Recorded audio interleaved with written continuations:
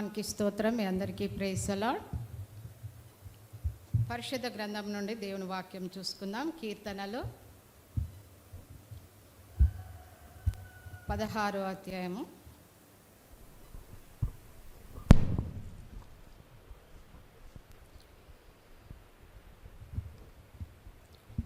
10వ వచనం. ఎందుకనగా నీవు నా ఆత్మను పాతాళంలో విడిచిపెట్టవు, నీ పరిశుద్ధిని కుళ్ళు పట్టనీయవు. ఇంకా చదువు. జీవ మార్గమును నీవు నాకు తెలియజేసెదవు, నీ సన్నిధిని సంపూర్ణ సంతోషము కలదు, నీ కుడి చేతిలో నిత్యము సుఖములు కలవు. దేవుని నామానికి స్తోత్రం కలుగునుగాక. అదే మొదటి అధ్యాయం కూడా చదవము. దేవా, నీ శరణజొచ్చి ఉన్నాను, నన్ను కాపాడుము. నీవే ప్రభుడవు, నీకంటే నాకు క్షేమాధారం ఏదీ లేదని యెహోవాతో నేను మనవి చేయుదును. చాలండి. దేవుని నామానికి స్తోత్రం కలుగునుగాక. ఇక్కడ మరి దావీదు అంటా ఉన్నాడు. ఏమంటా ఉన్నాడంటే, ఎందుకనగా నీవు నా ఆత్మను పాతాళంలో విడిచిపెట్టవు అంటా ఉన్నాడు. దేవుని నామానికి స్తోత్రం కలుగునుగాక. మరణమును జయించిన క్రీస్తు మరి ప్రవక్తల ద్వారా చెప్పబడిన వాక్యం. దేవుని నామానికి స్తోత్రం. మరణం ద్వారా క్రీస్తు ఏ విధంగా చనిపోయిండో ముందుగానే ప్రవక్తల ద్వారా తెలుపబడ్డది. అందు గురించి ఇక్కడ దావీదు అంటా ఉన్నాడు, దేవా, నీ శరణజొచ్చి ఉన్నాను, నన్ను కాపాడము.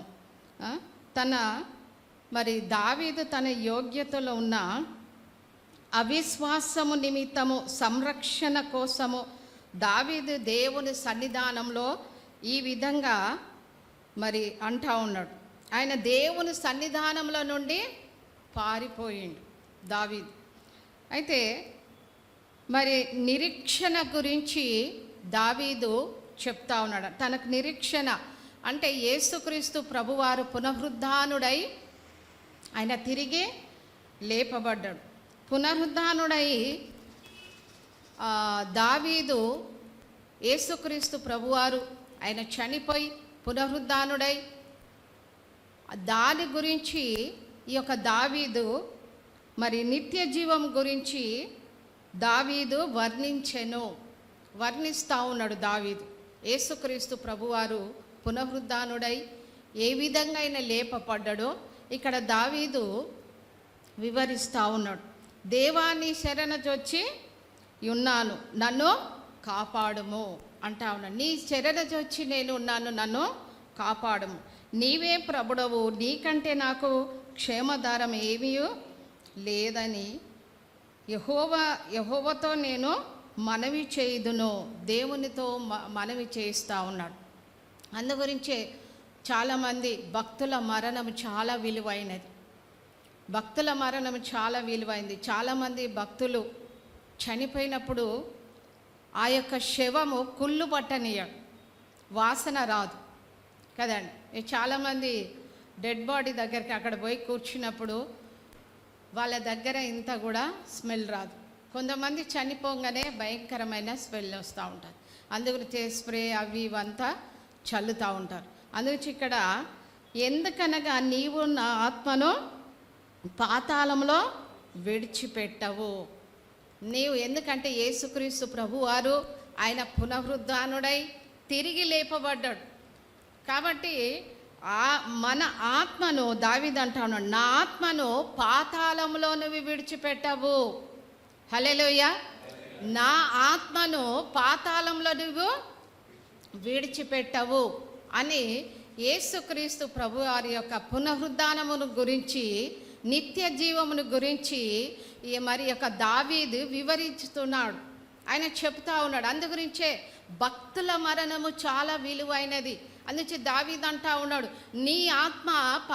నా ఆత్మ పాతాళంలో విడిచిపెట్టవు అని ఆయన నిరీక్షణ కలిగి చెప్తా ఉన్నాడు. దేవుని నామానికి స్తోత్రం కలుగునుగాక. మనం కూడా ఈ కొంతకాలమే ఈ లోకంలో బ్రతుకుతూ ఉంటాం కదండి.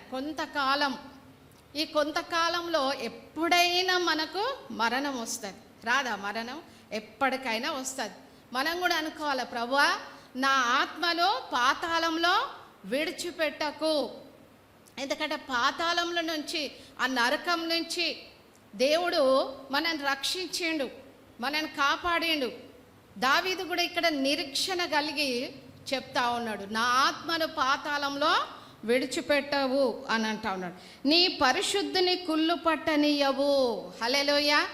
నీ పరిశుద్ధిని కుళ్ళు పట్టనీయవు అంటే మరి నిజమే, ఆ యొక్క చనిపోయిన ఆత్మలు కుళ్ళు బట్టి, వాసన వచ్చి, పురుగులు బట్టి ఎంతో భయంకరంగా ఉంటాయి. కానీ ఇక్కడ దావీదు అంటా ఉన్నాడు, నీ పరిశుద్ధిని కుళ్ళు బట్టనీయవు. దేవుని నామానికి స్తోత్రం కలుగును గాక. నిజమే, దేవుని యొక్క మరి బిడ్డలు చనిపోయినప్పుడు వారి యొక్క శవాలను, వారి యొక్క శరీరమును కుళ్ళు బట్టనీయరు. మనం చనిపోతే మనకేమీ తెలియదు, మనం చనిపోతే ఏమీ తెలియదు కదా అండి. ఒక్కొక్కసారి చాలామంది అంటూ ఉంటారు, చనిపోతే ఏమంటారు, పురుగులు వస్తాయి, అవి వస్తాయి, ఇవి వస్తాయి అంటారు. కానీ ఇక్కడ నీ పరిశుద్ధిని కుళ్ళు బట్టనీయవు అని దేవుని యొక్క వాక్యం సెలవిస్తూ ఉంది. ఇంకేమంటా ఉన్నాడు, జీవ మార్గమును నీవు నాకు తెలియజేసేదవు, నీ సన్నిధిని సంపూర్ణ సంతోషం కలదు, నీ కుడి చేతిలో నిత్యము సుఖములు కలవు. దేవుని నామానికి స్తోత్రం కలుగునగాక. మరి ఇక్కడ జీవ మార్గములు నీవు నాకు తెలియపరిచెదవు. దేవుని నామానికి స్తోత్రం. జీవ మార్గములు మరి దావీదు అంటా ఉన్నాడు, నాకు తెలియపరిచెదవు, నీ సన్నిధిని సంపూర్ణ సంతోషం కలదు. ఆయన సన్నిధానంలో మనకేముంటుంది, సంతోషము, ఆనందం కలుగుతూ ఉంటుంది. ఎప్పుడైతే ఆయన సన్నిధానంలో మనం ఉంటామో, ఎప్పుడైతే ఆయన మార్గంలో మనము వింటామో, ఎప్పుడైతే మనము పరిశుద్ధంగా జీవిస్తామో, అప్పుడు దేవుడు మన పట్ల సంతోషము, ఆనందము కలగజేస్తూ ఉంటాడు. కాబట్టి నీ సన్నిధిని సంపూర్ణ సంతోషం కలదు, నీ కుడి చేతిలో నిత్యము సుఖములు కలవు. దేవుని నామానికి స్తోత్రం. ఆయన కుడి చేతిలో నిత్యము సుఖములు కలవు. దేవుని నామానికి స్తోత్రం కలుగునుగాక. అందు గురించే దావీదు చాలా చక్కగా పునరుద్ధానమును గురించి, నిత్య జీవమును గురించి ఆయన వివరించుతున్నాడు. ఆయన యొక్క పునరుద్ధానమును గురించి, ప్రభువా నీ సన్నిధానంలో సంతోషం ఉన్నది, నీ కుడి చేతిలో మరి నిత్యము సుఖములు కలవు అని ఈ యొక్క ప్రవక్తల ద్వారా తెలుపబడ్డ యేసుక్రీస్తు ప్రభువారి యొక్క ఈ పునరుద్ధానమును గురించి, ఈ యొక్క నిత్య జీవం గురించి దావీదు తెలియపరుస్తూ ఉన్నాడు. దేవుని నామానికి స్తోత్రం. అదే యెషయా గ్రంథము 25వ అధ్యాయము 8వ వచనం. యెషయా గ్రంథము, మరెన్నడును ఉండకుండా మరణమును ఆయన మృంగివేయును, ప్రభువైన యెహోవా ప్రతి వాని ముఖము మీద బాష్మ బిందువులను తుడిచివేయును. చాలండి. మరెన్నడు ఉండకుండా మరణమును ఆయన మృంగివేయును, ప్రభు అయిన యెహోవా ప్రతివాని ముఖమును మీద బాష్ప బిందువును తుడిచివేయును. హల్లెలూయా. భూమి మీద నుండి తన జనుల నిందను తీసివేయును, ఈలాగున జరుగునని యెహోవా సెలవిచ్చినాడు. ఇక్కడ యెషయా ప్రవక్త కూడా మరెన్నడూ ఉండకుండా మరణము ఆయన మృంగివేసెను. దేవుని నామానికి స్తోత్రం. హల్లెలూయా. ఆయన ప్రవక్త యెషయా కూడా అంటా ఉన్నాడు, ప్రవచిస్తున్నాడు, మరణము ఆయన మృంగివేసిండు. దేవుని నామానికి స్తోత్రం. మనం మొన్న గుడ్ ఫ్రైడే జరుపుకున్నాము, ఈస్టర్ జరుపుకున్నాము కదండి. ఆయన చెప్పిన ప్రకారంగానే 3వ దినమున ఆయన తిరిగి లేపబడ్డాడు. దేవుని నామానికి స్తోత్రం. నిజమే అండి, యేసుక్రీస్తు ప్రభువారిని ఆ యొక్క సమాధి చేయబడ్డప్పుడు సమాధి ఓడిపోయాను, అక్కడ రాయి బండ ఓడిపోయాను, అక్కడ కావలి వారు ఓడిపోయాను, అక్కడ సాతాన్గాడు ఓడిపోయాను, అక్కడ ముద్రింపబడ్డవారు ఓడిపోయాను. దేవుని నా మరణము ఆయన మృంగివేయబడ్డది. హల్లెలూయా. ఇంకా దేవుని నమ్మిన బిడ్డలకు మరణం అంటే భయమే లేదు. ఎందుకంటే పాతాళంలో నుండి ఆయన మనని తప్పించిండు, నరకం నుంచి ఆయన తప్పించిండు, ప్రతి వారి యొక్క బాష్ప బిందులను ఆయన తూడ్చివేసిండు. హల్లెలూయా. ప్రతి వారి దుఃఖమును, ప్రతి వారి యొక్క కన్నీరును ఆయన తూడ్చివేసినట్టుగా దేవుని వాక్యం సెలవిస్తుంది. భూమి మీద నుండి తన జనుల నిందను తీసివేటకు ఇలాగున జరుగునని యెహోవా సెలవిచ్చి ఉన్నాడు. భూమి మీద ఉన్న జనులకు మరి ఎన్నో నిందలు, ఎన్నో బాధలు, ఎన్నో కష్టాలు, ఎన్నో అవమానాలు కదండి, ఎన్నో అన్నీ కూడా మరి ఆ యొక్క యేసుక్రీస్తు ప్రభువారు మరి అవన్నీ తీసివేసినట్టుగా చూస్తూ ఉన్నాం. ఇలాగు జరుగును యెహోవా సెలవిచ్చుచున్నాడు. నీ యొక్క కన్నీరు దేవుడు తీరుస్తూ ఉన్నాడు, తుడుస్తూ ఉన్నాడు. దేవుని నామానికి స్తోత్రం. ఆనాడు ఆయన లేచినప్పుడు మగ్దలేని మరియ కన్నీరు తూర్చబడ్డది, అన్న కన్నీరు తూర్చబడ్డది, అక్కడ హిజ్కియా అనే యొక్క కన్నీరు తూర్చబడ్డది, అక్కడ ఎంతోమంది కన్నీరు తూర్చబడ్డది. దేవుని నామానికి స్తోత్రం కలుగునుగాక. అందుగురించే దేవుని యొక్క వాక్యం సెలవిస్తుంది, ప్రతివాని ముఖం మీద బాష్పబిందు నుండి తన జనుల నిందను తీసివేయను. జనుల మీద ఎవరైతే నిందలు, బాధలు, అవమానాలు, కష్టాలు, ఇరుకులు, ఇబ్బందులు ఎన్ని వచ్చినా కూడా ఆ నిందను దేవుడు తీసివేస్తాడు. హల్లెలూయా. భయపడడానికి ఏం అవసరం లేదు. ఎందుకంటే నువ్వు దేవుని బిడ్డవు, దేవుని కుమారునివి. పరిశుద్ధంగా, పవిత్రంగా ప్రార్థన జీవితము, నువ్వు సేవలు వెళుతుంటే ఎన్నో అవమానాలు, ఎన్నో కష్టాలు, ఎన్నో సమస్యలు, ఎన్నో నిందలు వస్తూ ఉంటాయి. అయినా కూడా దేవుడు ఏం చేస్తూ ఉన్నారు, వారి యొక్క నిందను ఆయన తీసివేస్తూ ఉంటాడు. దేవుని సన్నిధానంలో నిలబడి పౌరుషంగా, రోషంగా దేవుని సన్నిధానంలో ఆ యొక్క పరిశుద్ధుడిని గురించి మనము సేవ చేస్తున్నప్పుడు ఎన్ని నిందలు వచ్చినా మన యొక్క కష్టాలన్నీ దేవుడు తీరుస్తాడు, మన కన్నీరు దేవుడు తీరుస్తాడు, మన బాష్పబిందుల దేవుడు తీరుస్తూ ఉంటాడు. దేవుని నామానికి స్తోత్రం కలుగునగాక. అందుగురించే దేవుని యొక్క వాక్యం సెలవిస్తూ ఉన్నది. ఆయన పునరుద్ధానుడై తిరిగి పరలోకానికి వెళ్తున్నప్పుడు శిష్యులతో ఒక మాట అంటా ఉన్నాడు. అదే అపోస్తల కార్యము 2వ అధ్యాయము 7వ వచనం. అంతటా అందరూ విభ్రాంతి నొంది ఆశ్చర్యపడి, ఇదిగో మాటలాడుచున్న వీరందరూ గలిలయలు కారా? మనలో ప్రతివాడు తాను పుట్టిన దేశపు భాషతో వీరు మాట్లాడుట మనము వినుచున్నామే, ఇదేమి? చాలండి. దేవుని నామానికి స్తోత్రం కలుగునుగాక. ఇక్కడ అంతటా అందరూ విభ్రాంతి నొంది ఆశ్చర్యపడి, ఇదిగో మాట్లాడుచున్న వీరందరూ గలిలయులు కారా అని ఇక్కడ పరిశుద్ధాత్మ మరి ఇక్కడ పొందుతా ఉన్నారు. అపోస్తులంతా ఒక మేడ గది మీద కూర్చొని పరిశుద్ధాత్మను పొందుతా ఉన్నారు.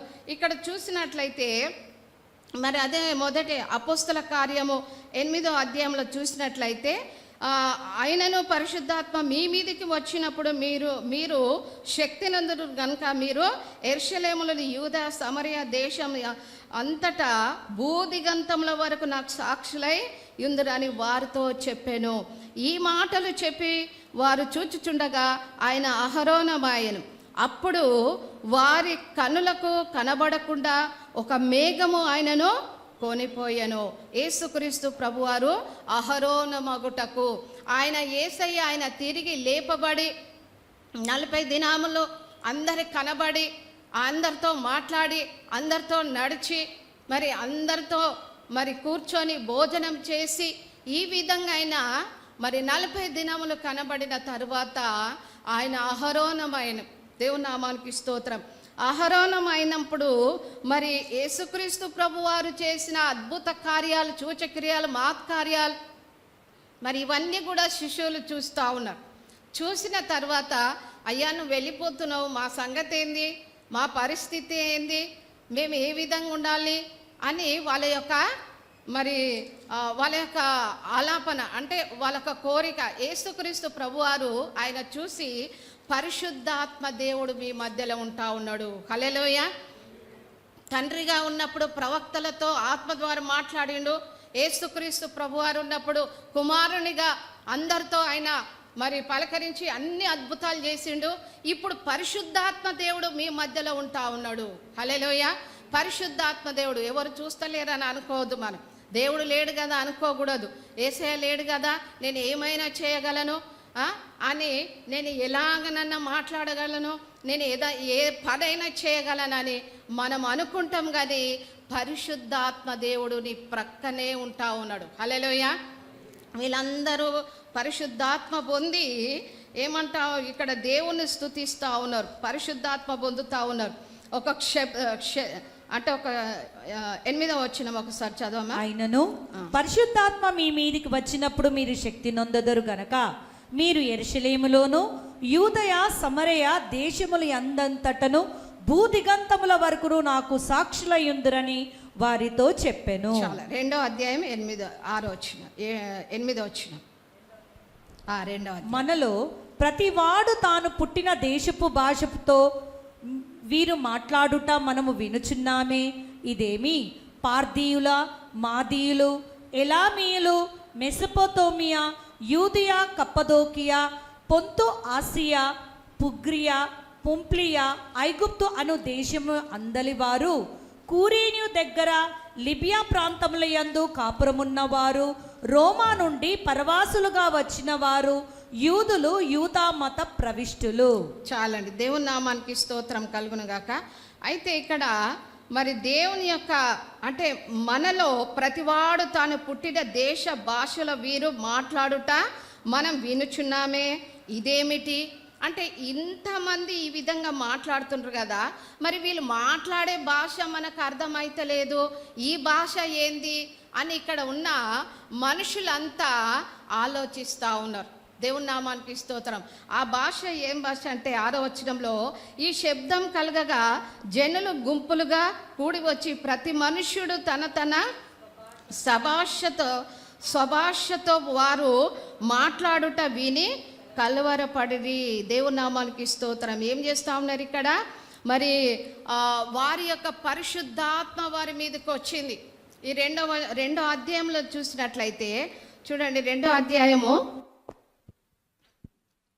అప్పుడు వేగంగా వీచు బలమైన గాలి వంటి ఒక ధ్వని ఆకాశం నుండి అకస్మాత్తుగా వారు కూర్చుండి ఉన్న ఇల్లంతయు నిండాడు. మరియు అగ్నిజ్వాలల వంటి నాలుకలను విభాగింపబడినట్లుగా వారికి కనబడి వారిలో ఒక్కొక్కని మీద వ్రాలగా అందరూ పరిశుద్ధాత్మతో నిండిన వారై ఆ ఆత్మ వారికి వాక్శక్తి అనుగ్రహించిన కొలది అన్య భాషలతో మాట్లాడసాగిరి. హల్లెలూయా. ఏం చేస్తున్నారంట, అన్య భాషలతో వాళ్ళు మాట్లాడుతూ ఉన్నారు. కాబట్టి దేవుని యొక్క శక్తి మనము పొందాలి, పరిశుద్ధాత్మ శక్తి పొందాలి, అన్య భాషలు మాట్లాడాలి. మన నోట్ల మరి విస్తారమైన మాటలు ఉంటాయి, పనికిరాని మాటలు కదండి, బూతులు, ఎన్నెన్నో వాళ్ళ మీద వీళ్ళ మీద మన కుటుంబముల మీద ఎన్నో మాటలు మాట్లాడుతుంటాం. కానీ పరిశుద్ధాత్మ మాటలు మాట్లాడుతున్నామా? పరిశుద్ధ ఆత్మతో నింపబడుతున్నామా? మరి భాషలతో మాట్లాడుతున్నామా? దేవుని నామానికి స్తోత్రం. భాషలతో మాట్లాడాలి.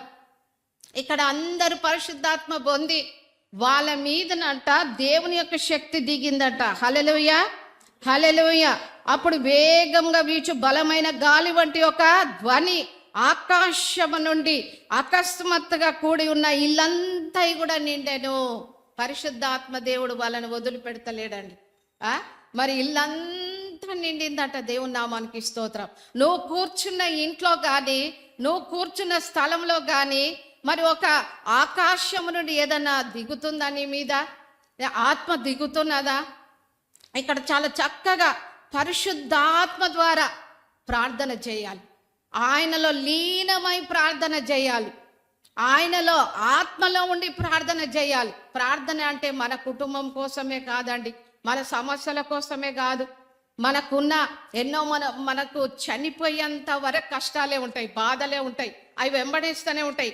కానీ ఇక్కడ దేవుని యొక్క వాక్యం ఏమని సెలవిస్తుందంటే, కూడి ఉన్న ఇల్లంతా కూడా నిండాను, మరి అగ్ని జ్వాలల వంటి నాలుకలు విభాగింపబడ్డాయంట, తిరగబడ్డాయంట. హల్లెలూయా. నీ నాలుక తిరగబడుతుందా? నీ నాలుక కాల్చబడుతుందా?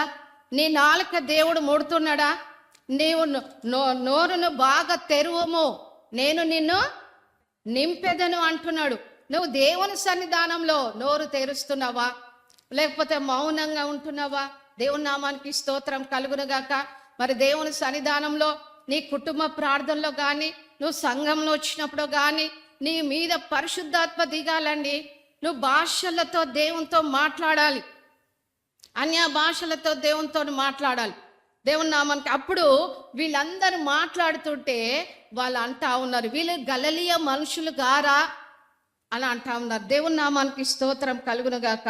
అందరు పరిశుద్ధాత్మతో నిండిన వారయ్యి ఆ ఆత్మతో వారికి వాక్ శక్తి అనుగ్రహించిన కొలది అన్య భాషలతో మాట్లాడసాగిరి.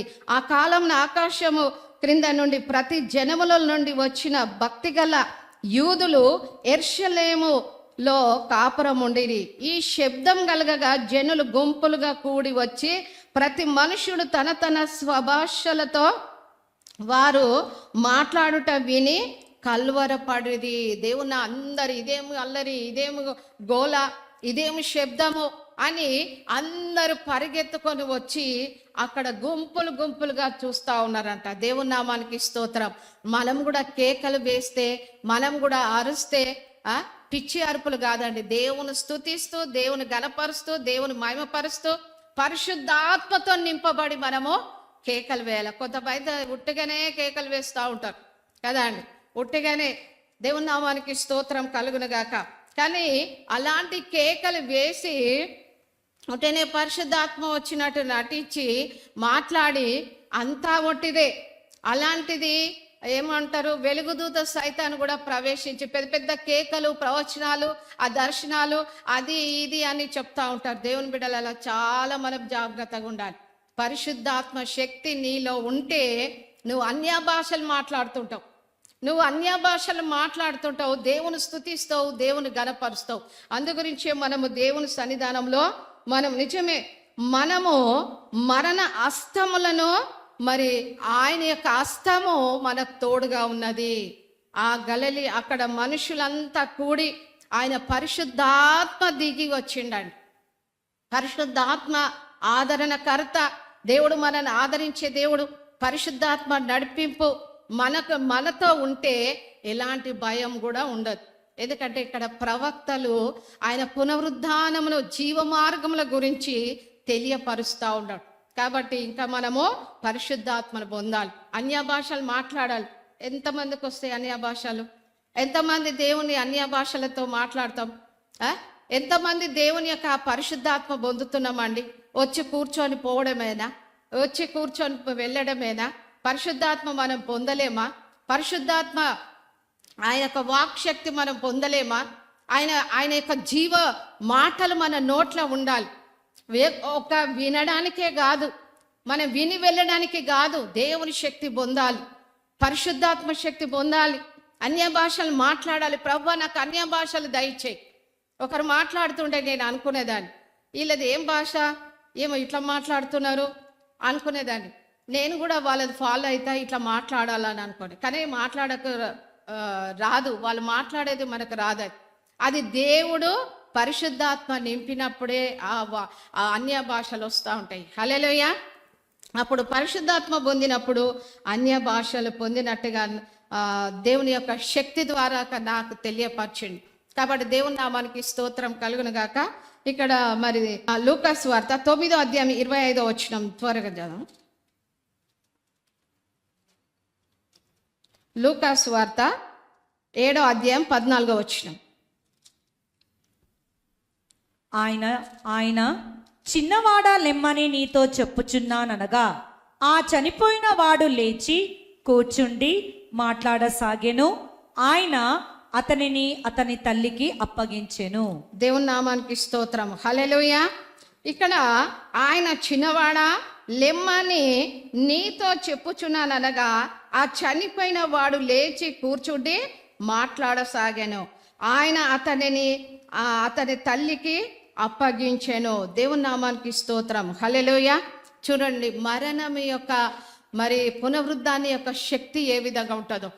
దేవుడు యేసుక్రీస్తు ప్రభువారు ఒక మాట అన్నాడు, నాకంటే గొప్ప కార్యాలు మీరు చేస్తారు అన్నాడు. అందుగురించి ఇక్కడ దేవుని యొక్క వాక్యము మరి సెలవిస్తూ ఉన్నది. ఆయన యొక్క హస్తము మరి తోడుగా ఉంది కనుక చిన్నవాడా ఇక్కడ ఆయన చిన్నవాడా లెమ్మని నీతో చెప్పుచున్నాను అనగా ఆయన ఏం చేసిండు? లేచి కూర్చొని తల్లిదండ్రులకు అప్పగించిండు. అంటే ఆయన చనిపోయిన వ్యక్తి మరి ప్రార్థించిన చిన్నవాడ లెమ్మో మాటలో ఎంత శక్తి ఉన్నది చూడండి. మాటలో ఎంత శక్తి ఉన్నది. కాబట్టి ఇక్కడ ఆ యొక్క విధవరాల యొక్క కుమారుడు మరి బ్రతికింపబడ్డాడు. ఆ ఒక్క కుమారుడు చనిపోయి మరి ఆయన తిరిగి వస్తున్న తర్వాత ఆ పాడని తీసుకొని వస్తుంటే ఎదురుపడినప్పుడు మరి యేసుక్రీస్తు ప్రభువారు అక్కడ మరి ప్రార్థన చేసినప్పుడు, చిన్నవాడ లెమ్ము అని అంటా ఉన్నాడు. దేవుని నామానికి స్తోత్రం కలుగును గాక. హల్లెలూయా. కాబట్టి అక్కడ దేవుడు గొప్ప అద్భుతం చేసినట్టుగా దేవుని వాక్యం సెలవిస్తా ఉన్నది. దేవుడు గొప్ప అద్భుత కార్యం చేసినట్టుగా మరి సెలవిస్తా ఉన్నది. దేవుని నామానికి స్తోత్రం కలుగును గాక. ఆ ఊరు జనాలంతా కూడా మరి ఎంతో ఆశ్చర్యపడినట్టుగా చూస్తా ఉన్నాం. చూడండి, వెంటనే నాయనను ఒక ఊరికి వెళ్ళుచుండగా ఆయన శిష్యులు బహు జనసమూహం ఆయనను కూడా వెళ్ళుచుండిరి. ఆయన ఆ ఊరి గవిని యొద్దకు వచ్చినప్పుడు చనిపోయిన ఒక్కడు వెలుపలికి బోసుకొని పోవుచుండెను. అతని తల్లి అతడు ఒక్కడే కుమారుడు, ఆమె విధవరాలు. ఆ ఊరి జనులు అనేకులు ఆమెతో కూడా ఉండిరి. ప్రభు ఆమెను చూసి ఆమె యొద్ద కనికరపడి ఏడవవద్దని ఆమెతో చెప్పి దగ్గరికి వచ్చి పాడెను ముట్టగా మోయిచున్న వారు నిలిచిరి. ఆయన చిన్నవాడ లెమ్మని నీతో చెప్పుచున్నాననగా ఆ చనిపోయిన వాడు లేచి కూర్చుండెను. దేవుని నామానికి స్తోత్రం కలుగునగాక. ఆ విధవరాలకి ఒక్కడే కుమారుడు. ఆ కుమారుడు చనిపోయాడు. ఆ పాడ మీద తీసుకొని పోయిండు. విధవరాలు తల్లి బాగా ఏడుస్తుంది, నా ఒక్క కుమారుడు చనిపోయిండు. యేసుక్రీస్తు ప్రభువారు చూసి, అమ్మ ఎందుకు ఏడుస్తున్నావని అక్కడ నిలబడి ఆ పాడను ముట్టగానే చిన్నవాడా లే అనగానే ఏమైపోయింది, ఆయన లేచి కూర్చున్నాడండి. హల్లెలూయా.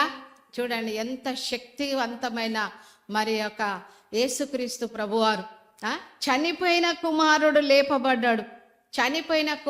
లేపబడ్డాడు. ఈనాడు చాలా మరి భక్తులు కానీ సేవకులు కానీ ప్రార్థించినప్పుడు ఎన్నో అద్భుతాలు జరుగుతున్నాయి, ఎన్నో ఆశ్చర్య కార్యాలు జరుగుతున్నాయి కదండి. ఎన్నో రోగాలు పోతున్నాయి. ఎంత భయంకరమైన రోగాలతో బాధపడుతున్నారు.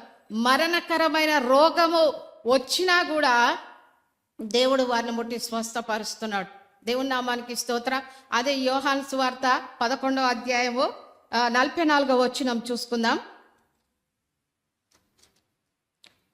యోహాను సువార్త 11వ అధ్యాయము చనిపోయిన వాడు కాళ్ళు చేతులు 43. ఆయన అలాగు చెప్పి లాజరు బయటికి రమ్మని బిగ్గరగా చెప్పగా చనిపోయిన వాడు కాళ్ళు చేతులు ప్రేతల వస్త్రములతో కట్టబడిన వాడై వెలుపలికి వచ్చెను. అతని ముఖమును రుమాలు కట్టి ఉండెను. అంతట యేసు మీరు అతని కట్లు విప్పివేయుడని వారితో చెప్పాను. చాలండి. దేవుని నామానికి స్తోత్రం కలుగునగాక. ఇక్కడ మరి మార్తా మరియలకు ఒక సహోదరుడు ఉన్నాడు, ఆయన పేరే లాజర్. అయితే ఇక్కడ అందుకు యేసు నువ్వు నమ్మిన ఎడల దేవుని మహిమను చూతువని నేను నీతో చెప్పలేదా అని ఆమెతో అనెను. దేవుని నామానికి స్తోత్రం కలుగునుగాక.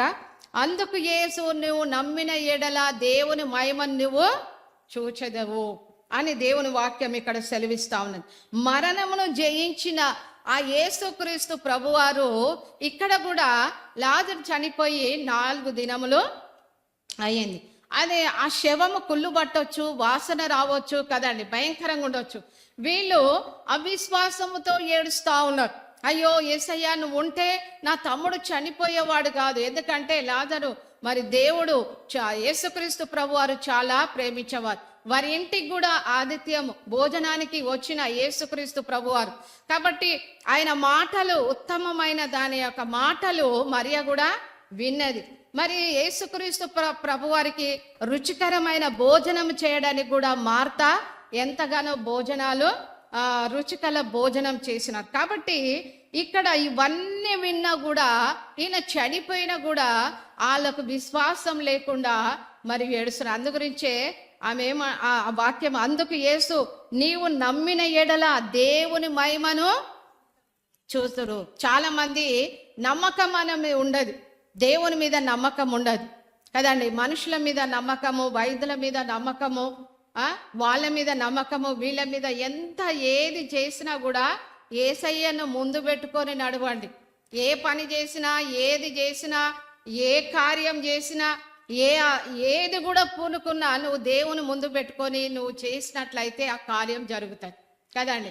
ఆయన చనిపోయిండు, 4 రోజులైంది. కానీ యేసుక్రీస్తు ప్రభువారు వచ్చి ఏమంటా ఉన్నాడు ఆయన ఇలాగూ చెప్పి లాజరు బయటికి రమ్మని బిగ్గరగా చెప్పాను. హల్లెలూయా. చనిపోయిన వాడు కాళ్ళు చేతులు ప్రేత వస్త్రములతో కట్టబడిన వాడై వెలుపలకి వచ్చాను. అతని ముఖమునకు రుమాలు కట్టి ఉండేను. అంతటా యేసు, మీరు అతని కట్లు విప్పి పోనీయుడని వారితో చెప్పాను. కాబట్టి పరిసయ్యుల యొద్దకు వచ్చి ఆయన చేసిన కార్యములు చూసిన యూదులు అనేకులు ఆయన యందు విశ్వాసం ఉంచిరి. కానీ వారిలో కొందరు పరిసయ్యుల యొద్దకు వెళ్ళి యేసు చేసిన కార్యమును గురించి వారితో చెప్పిరి. దేవుని నామానికి స్తోత్రం.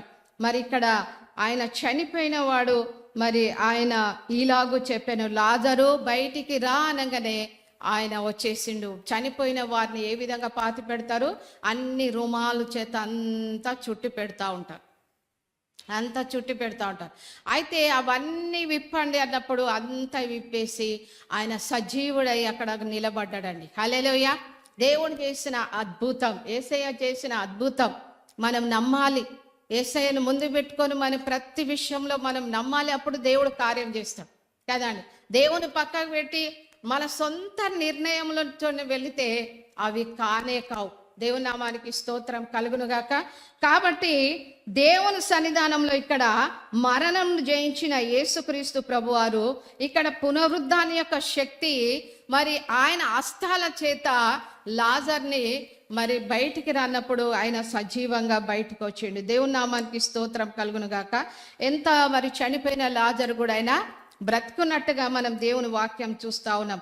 యోహాను సువార్త 5వ అధ్యాయం 28వ వచనంలో కూడా దేవుని వాక్యం చూసుకుందాం. యోహాను సువార్త 5వ అధ్యాయము 28వ వచనం. దీనికి ఆశ్చర్యపడకుడి, ఒక కాలము వచ్చుచున్నది, ఆ కాలమున సమాధిలలోనున్న వారందరూ ఆయన శబ్దము విని మేలు చేసిన వారు జీవ పునరుత్థానమునకును, కీడు చేసిన వారు తీర్పు పునరుత్థానముకును బయటికి వచ్చెదరు. దీనికి ఆశ్చర్యపడకుడి, ఒక కాలం వచ్చుచున్నది, ఆ కాలము సమాధిలో ఉన్న వారందరూ ఆయన శబ్దం విని మేలు చేసిన వారు జీవ పునరుద్ధానమునకు, కీడు చేసిన వారికి తీర్పు పునరుద్ధానమునకు బయటికి వచ్చెదరు. హల్లెలూయా. ఎవరైతే మంచి కార్యాలు చేస్తారో మరి యేసుక్రీస్తు ప్రభువారు దీనికోసము మీరు ఆలోచించకండి, ఒక కాలం వస్తున్నది అని అంటా ఉన్నాడు. అంటే ఆయన యొక్క శబ్దము, దేవుని నామానికి స్తోత్రం, ఆ కాలమున సమాధిలో ఉన్న వారందరూ ఆయన శబ్దము విని లేపబడతారు. హల్లెలూయా. ఆయన చనిపోయి తిరిగి అహరోనై పరలోక రాజ్యంలో ఆయన ఉంటా ఉన్నాడు. ఇప్పుడు మనం ఎదురు చూసేది ఎవరి కోసమో? యేసయ్య కోసం. ఆయన తిరిగి రానై ఉంటున్నాడు. హల్లెలూయా.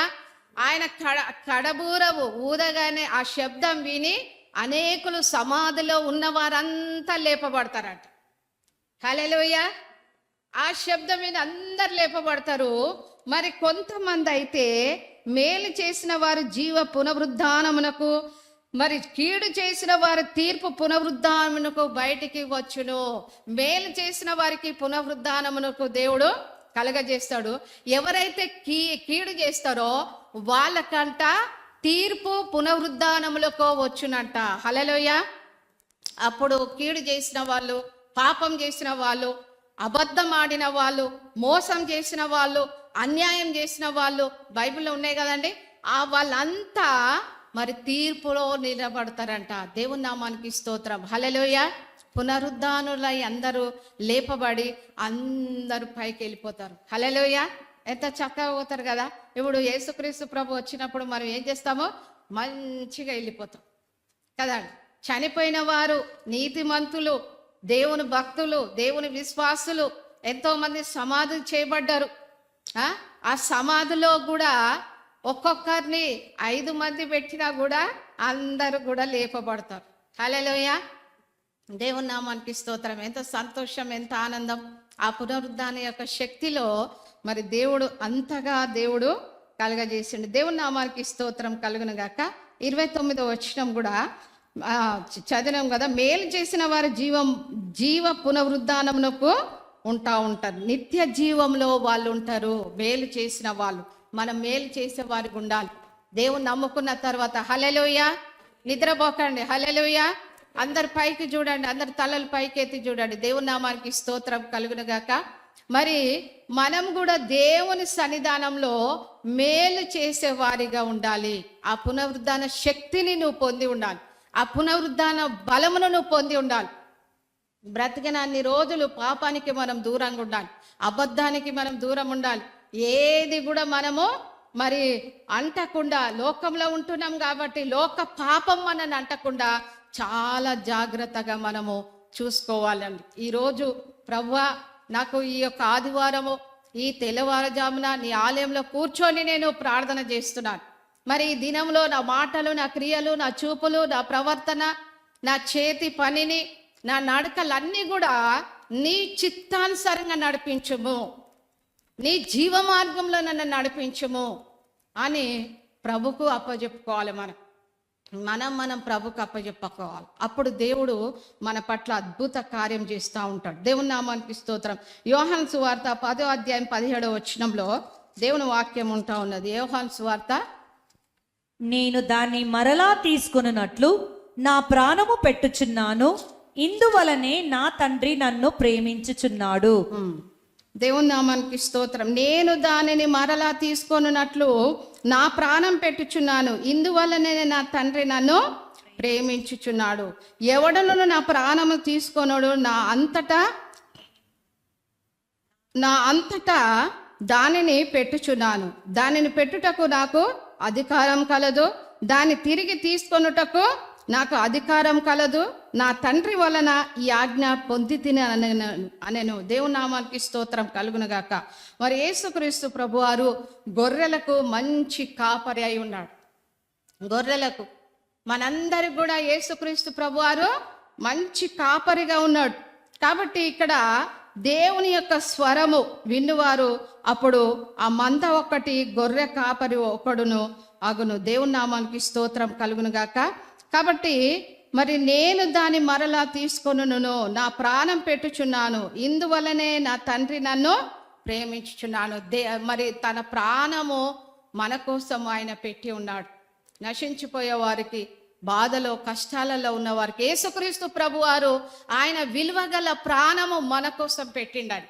ఆయన ప్రాణం పెట్టిండు, ప్రాణము తీసుకోగలడు. తండ్రిని మరి ఏ విధంగా తండ్రి చిత్త ప్రకారంగా మరి యేసుక్రీస్తు ప్రభువారు చేసిండు. ఎవరును నా ప్రాణం తీసుకోనడు, నా అంతటా నేనే దాన్ని పెట్టుచున్నాను, దాన్ని పెట్టుటకు నాకు అధికారము కలదు. యేసయ్యకు మాత్రమే అధికారం కలదు, దేవునికి మాత్రమే అధికారం కలదు. దేవుని నామానికి స్తోత్రం. దాన్ని తిరిగి తీసుకొనుటకు నాకు అధికారము కలదు. మళ్ళీ దాన్ని తీసుకొనుటకు కూడా ఆయనకు అధికారము కలదు. దేవుని నామానికి స్తోత్రం కలుగునుగాక. నా తండ్రి వలన ఈ ఆజ్ఞ పొంది తినను. యేసుక్రీస్తు ప్రభువారు ఆ తండ్రి నుండి ఆయన ఆజ్ఞను పొంది ఉన్నాడు. ఎందుకంటే ఆ ఆత్మను ఆయన పెట్టుకోగలడు, తీయగలడు. అలాంటి అధికారం ఆయనకి ఇవ్వబడ్డది. అధికారముతో మనం ప్రార్థన చేయాలి. అధికారముతో మనం ఎవరికేం భయపడే అవసరం లేదు. ఎందుకంటే దేవునిలో ఉన్నాం, పరిశుద్ధ జీవితంలో ఉన్నాం, పరిశుద్ధంగా జీవిస్తా ఉన్నాం, దేవుని సేవ చేస్తా ఉన్నాం.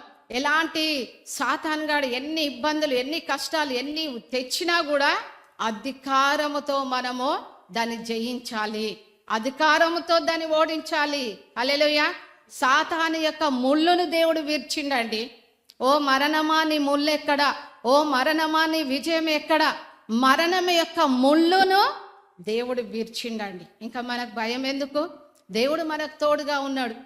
ఏదొచ్చినా దిగులు పడొద్దు, ఏదొచ్చినా భయపడొద్దు. అది కొంతకాలమే మనని కృంగదీస్తుంటది, మనని లేవలేకుండా మనని కృంగదీసి మన కుటుంబంలో సంతోషం లేకుండా చేస్తుంది, ఆనందం లేకుండా చేస్తుంది. కానీ దేవుని ఆత్మ మాత్రం ఉన్నోళ్ళు సంతోషంతో ఆనందంతో ఉండాలి. ఎప్పుడు మన గృహంలో ఏముండాలి? సంతోషం ఉండాలి, ఆనందం ఉండాలి. ఎప్పుడు కొట్లాటలు కాదు, ఎప్పుడు అరుపులు కేకలు, ఆ మాటలు ఈ మాటలు కాదండి. పరిశుద్ధాత్మ ఆ గృహంలో ఉండాలి. నా ఇల్లంతా సువాసన సువాసన అని ఉన్నది కదా పాట. మన ఇంట్లో అంతా ఏముండాలి? సువాసన, ప్రార్థన, దేవుని యొక్క వాక్యం కలిగి మనం ఉండాలి. కాబట్టి దేవుని నామానికి స్తోత్రం. ఆయన పట్టుకొనుటకు మరణమును బలము లేదు. కాబట్టి ఆయనను పట్టుకొనుటకు దేవుని నామానికి స్తోత్రం. దేవుని యొక్క శక్తి కలిగి మనం జీవించాలి. అదే రోమా గ్రంథం 11వ అధ్యాయము 1వ అధ్యాయము 5వ వచనం చదవండి. రోమా గ్రంథము 1వ అధ్యాయము 5వ వచనం. యేసుక్రీస్తు దాసుడును అపోస్తులుగా నుండుటకు పిలువబడిన వాడును దేవుని సువార్త నిమిత్తము ప్రత్యేకింపబడిన వాడనైన పౌలు రోమాలో ఉన్న దేవుని ప్రియులందరికీ అనగా పరిశుద్ధులుగా ఉండుటకు పిలువబడిన వారికందరికీ శుభమని చెప్పి వ్రాయినది. మన తండ్రి అయిన దేవుని నుండి ప్రభు అయిన యేసుక్రీస్తు నుండి కృపా సమాధానములు మీకు కలుగునుగాక. దేవుడు తన కుమారుడును మన ప్రభు అయిన యేసుక్రీస్తు విషయమై ఆ సువార్తను పరిశుద్ధ లేఖనముల యందు తన ప్రవక్తల ద్వారా ముందు వాగ్దానము చేసెను. యేసుక్రీస్తు శరీరం బట్టి దావీదు సంతానముగాను మృతుల నుండి పునరుద్ధరణైనందున పరిశుద్ధమైన ఆత్మను బట్టి దేవుని కుమారుడుగాను ప్రభావముతో నిరూపింపబడెను. దేవుని నామానికి స్తోత్రం కలుగును గాక. ఇక్కడ దేవుని సువార్త నిమిత్తము ప్రత్యేకింపబడిన వారైన పౌలు రోమలో ఉన్న దేవుని ప్రియులకు అందరికీ, ఆయన పరిశుద్ధుడిగా ఉండుటకు పిలువబడిన వారందరికీ శుభమని చెప్పి రాయబడినది. మన తండ్రి అయిన దేవుని నుండి ప్రభు అయిన యేసుక్రీస్తు నుండి కృపా సమాధానములు మీకు కలుగునుగాక అని ఇక్కడ పౌలు భక్తుడు అంటా ఉన్నాడు. దేవుని రోమియులకు రాసిన పత్రిక. కాబట్టి పౌలు తన సువార్త కోసం ఆయన ఈ విధంగా చెప్తా ఉన్నాడు. దేవుని నామానికి స్తోత్రం కలుగునుగాక. సువార్త నిమిత్తము ప్రత్యేకించబడిన వాడైన పౌలు రోమల నుండి దేవుని ప్రియులందరికీ, పరిశుద్ధులందరికీ కూడా, ఆయన ఉన్న ప్రియులందరికీ కూడా పరిశుద్ధంగా ఉండుటకు పిలువబడ్డ వారి అందరికీ, మీరు పరిశుద్ధంగా ఉండండి, పరిశుద్ధంగా పిలువబడ్డ మీరందరికి కూడా ఇక్కడ పౌలు భక్తుడు చెప్తా ఉన్నాడు. ఏమని చెప్తా ఉన్నాడు? దేవుని నుండి ప్రభు అయిన యేసుక్రీస్తు నుండి కృపా సమాధానములు మీకు కలుగునుగాక. ఏం కలుగుతుంది? కృప సమాధానములు మీకు కలుగునుగాక. పరిశుద్ధులందరికీ పిలువబడ్డ వారికి అందరికీ. హల్లెలూయా. మరి సమాధానం లేకుండా ఎన్నో కుటుంబాలు ఉన్నాయి కదండి. మరి భార్య భర్త, కుమారులకు, తల్లులకు, బంధువులకు, స్నేహితులకు, మరి ఎంతో మందికి సమాధానం లేదండి. ఆయన కృప లేదు. ఆయన కృప లేకుండా చాలా మంది జీవిస్తూ ఉన్నారు. ఆయన కృప కింద మరి లేకుండా చాలా మంది మరణిస్తూ ఉన్నారు. ఆయన కృప కింద లేకుండా చాలా మంది దేవునికి దూరంగా జీవిస్తూ ఉన్నారు. ఆయన కృప లేకుండా జీవిస్తూ ఉన్నారు. ఆయన కృప ఉన్నదనుకొని చాలా మంది ఆ చీకట్లో ఉంటా ఉన్నారు, మరణ బంధకాలలో ఉంటా ఉన్నారు. దేవుని కృప మీకు కావాలండి, యేసయ్య కృప కావాలి. పౌలు భక్తుడు ఒక మాట అంటాడు, నీ కృప నాకు చాలు. ఎందుకంటే పౌలుకు ఒక ముళ్ళుగా ఉండే, అయినా కూడా నీ కృప నాకు చాలు అంటా ఉన్నాడు. కృప సమాధానము కలుగునుగాక. పరిశుద్ధులందరికీ, పిలువబడ్డ వారి అందరికీ సమాధానం ఉన్నదా అండి? దేవుని నామానికి స్తోత్రం. ప్రతి గృహంలో భయంకరమైన ఎన్నో శ్రమలు, ఎన్నో కష్టాలు కదండి. ఇంకా ఎన్నెన్నో చాలా భయంకరంగా, లోకం చూస్తే చాలా భయంకరంగా ఉన్నది. కాబట్టి నమ్మిన మనం అందరం పరిశుద్ధులం. దేవుడు పిలువబడ్డ వారం మనం అందరము ఈరోజు అంటా ఉన్నాడు, నీకు కృప కలుగునుగాక, నీకు సమాధానము కలుగునుగాక అంటా ఉన్నాడు. దేవుడు తన కుమారులను మన ప్రభు అయిన యేసుక్రీస్తు విషయమైన ఆ సువార్త పరిశుద్ధ లేఖనముల యందు తన ప్రవక్తల ద్వారా ముందే వాగ్దానము చేశాను. యేసుక్రీస్తు శరీరమును బట్టి దావీదు సంతానముగాను మృతుల నుండి పునరుద్ధానమునందు పరిశుద్ధమైన ఆత్మను బట్టి దేవుని కుమారుడుగాను ప్రభావముతో నిరూపింపబడెను. ఈయన నా నామమును నిమిత్తము సమస్త జనుల విశ్వాసమునకు విధేయులగుతున్నట్లు మరి ఈయన ద్వారా మేము కృపను అపోస్తలత్వమును పొందుతిమి. హల్లెలూయా.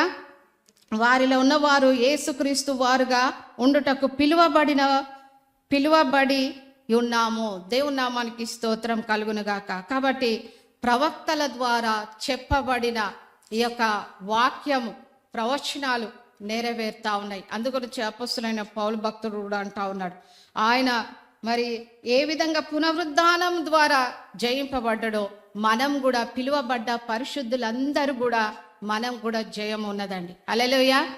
జయం ఉన్నది. ఆయన పునరుద్ధాన శక్తిని మనం పొందాలి, ఆయన బలం పొందాలి. ఒక ఆదివారం రోజే కాదు, దేవుని వాక్యం విని పరిశుద్ధంగా ఉన్న పవిత్రమైన గత 6 రోజులు కూడా దేవుని కలిగి ఉండాలి. నీ మనసులో, నీ హృదయంలో, నీ తలంపులో, నీ పనిలో, నీ ఇంట్లో, నీ గృహంలో, అన్నిట్లో కూడా పరిశుద్ధాత్మ దేవుడు నివసించాలి.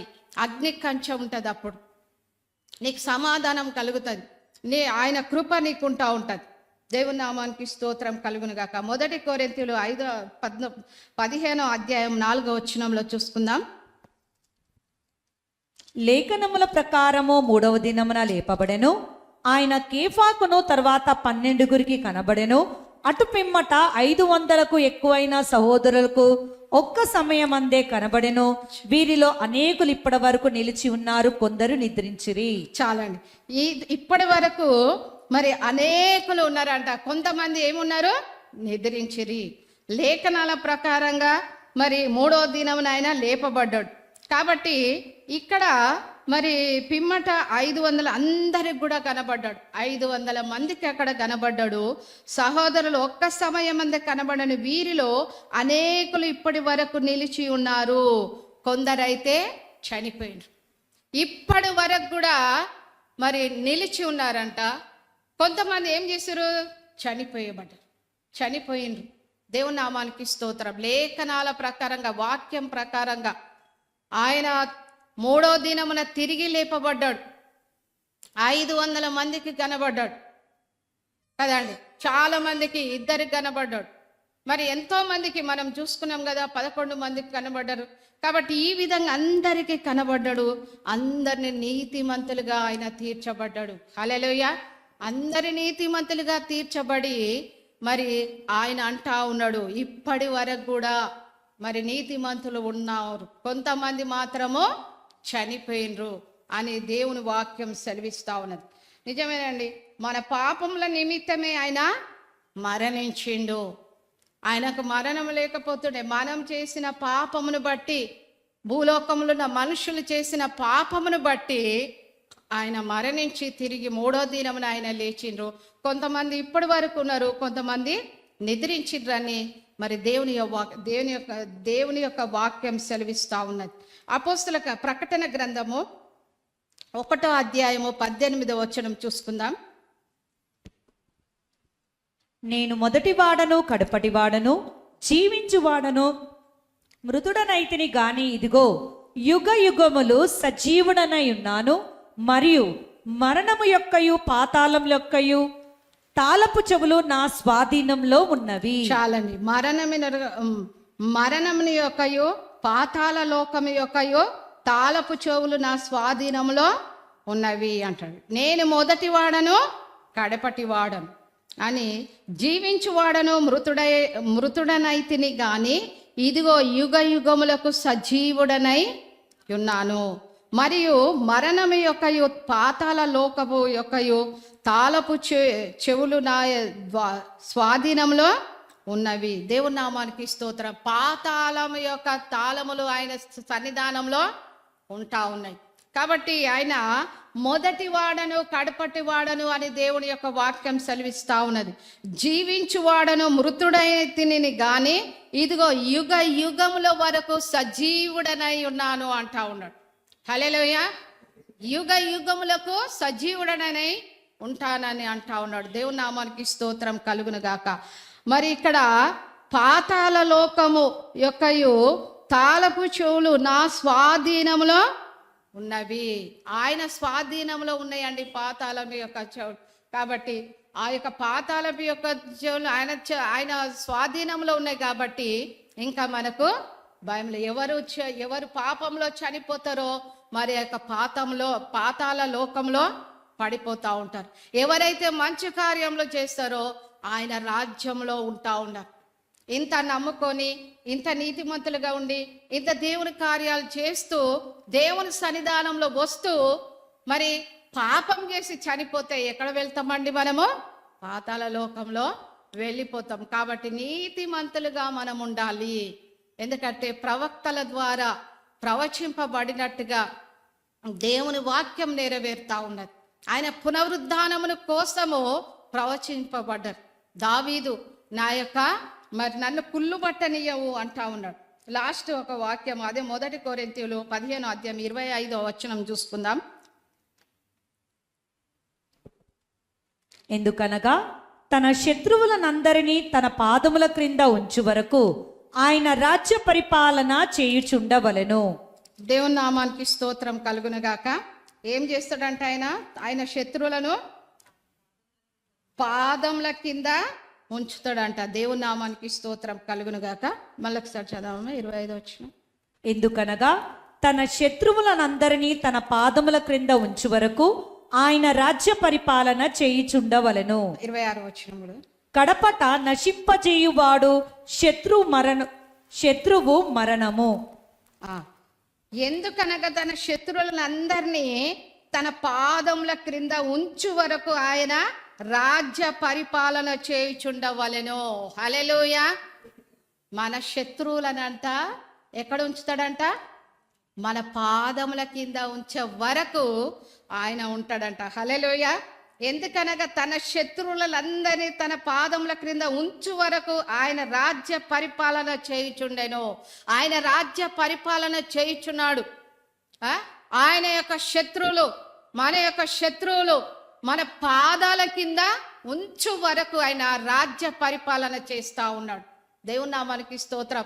ఆయన ప్రేమించే దేవుడు, కరుణించే దేవుడు, కాపాడే దేవుడు, దీవించే దేవుడు, ఆశీర్వదించే దేవుడు, ఆరోగ్యం ఇచ్చే దేవుడు, అన్ని విధాల ప్రేమ కలిగిన దేవుడు.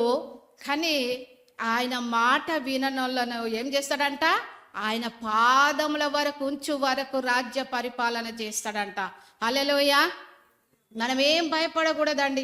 మన మీద వచ్చే శత్రువు, మన మీద వచ్చే సాతానుడు దాడులు, మన మీద వచ్చే బాణాలు, శత్రువు యొక్క బాణాలు, అవన్నీ కూడా మన పాదాల కింద పెడతాడట. మనం భయపడే అవసరం ఏమీ లేదు. హల్లెలూయా.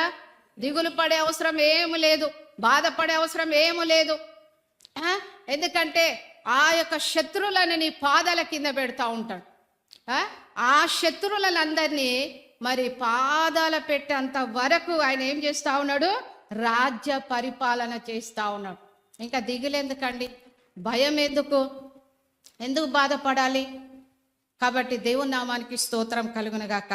దేవుని యందు మనము నిరీక్షణ కలిగి ఉండాలి. దేవుడు నా పట్లున్నాడు, యేసయ్య నా పట్లున్నాడు, ఎవరేమనుకున్నా పర్వాలేదు అని దేవుని మీద భారం వేయండి. నువ్వు కాదండి శత్రువుల మీద పగ తీర్చుకునేది. దేవునికి అప్పజేయండి. ఆయనకు అప్పచెప్పండి. ప్రభువా, పలానా బిడ్డలు ఈ విధంగా నా విషయంలో మాట్లాడుతున్నారు, దేవునికి అప్పచెప్పి వదిలేయండి. ఆయనే పగ తీర్చుకుంటాడు. హల్లెలూయా.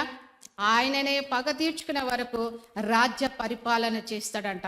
అందుగురించి దావీదు ఇక్కడ మరి ఆయన ప్రవచిస్తా ఉన్నాడు. దేవుని నామానికి స్తోత్రము. లాస్ట్ కీర్తనలు అదే ఇందాక మనం చదివినాము 16వ అధ్యాయము 10వ వచనంలో. ఎందుకనగా నీవు నా ఆత్మను పాతాళంలో విడిచిపెట్టవు, నీ పరిశుద్ధుని కుళ్ళు పట్టనీయవు, జీవ మార్గమును నీవు నాకు తెలియజేసెదవు, నీ సన్నిధిని సంపూర్ణ సంతోషము కలదు, నీ కుడి చేతిలో నిత్యము సుఖములు కలవు. ఎందుకనగా నీవు నా ఆత్మను పాతాళంలో విడిచిపెట్టవు. హల్లెలూయా. హల్లెలూయా. దేవునిలో మనం ముద్రింపబడ్డాం. దేవుని ముద్ర కలిగి మనం ఉన్నాం. మన పేర్లు ఆయన జీవ గ్రంథంలో వ్రాయబడి ఉన్నాయి. కాబట్టి మన యొక్క ఆత్మలను పాతాళములో విడిచిపెట్టాడు అని దేవుడు సెలవిస్తా ఉన్నాడు.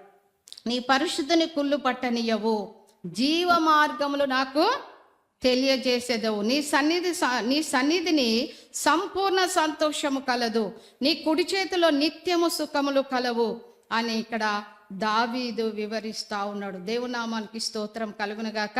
మరి దావీదు నిరీక్షణ కలిగి ఆయన పునరుద్ధానమును గురించి, నిత్య జీవమును గురించి ఆయన వివరిస్తా ఉన్నాడు. అందుగురించే మరణం ద్వారా జయించిన క్రీస్తు ప్రవక్తల ద్వారా చెప్పబడిన వాక్యాలు నెరవేరుతా ఉన్నాయి. ముందుగానే యెషయా ప్రవక్త ప్రవచించిండు, దావీదు ప్రవచించిండు. ఇవన్నీ ఆయన పునరుద్ధాన శక్తి గురించి మరి ఆయన ప్రచురిస్తూ ఉన్నాడు. దేవునామానికి స్తోత్రం. మనం కూడా దేవుని సన్నిధానంలో పరిశుద్ధంగా, పవిత్రంగా మన ఆత్మను ఆయన చేతిలో పెడదాం.